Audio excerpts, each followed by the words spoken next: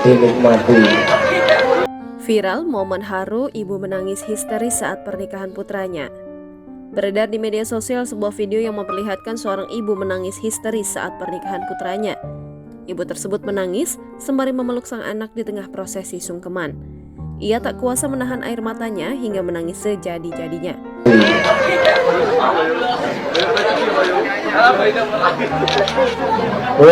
Bahkan, kerabat lainnya ikut menenangkan ibu itu. Momen seorang ibu menangis histeris di pernikahan putranya itu mengundang perhatian publik.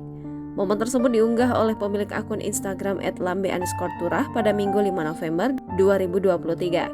Dalam video terlihat seorang ibu menangis di hadapan pengantin pria. Diketahui jika pengantin pria tersebut merupakan putranya dan hendak dilepaskan untuk hidup bersama wanita pilihannya.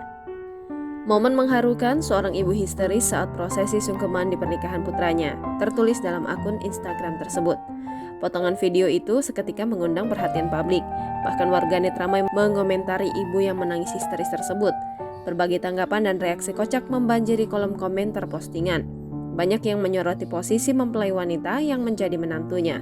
Bahkan ada pula yang berujar jika sang anak hanya memulai kehidupan baru, yakni menikah, bukan pergi jauh hingga ke Palestina.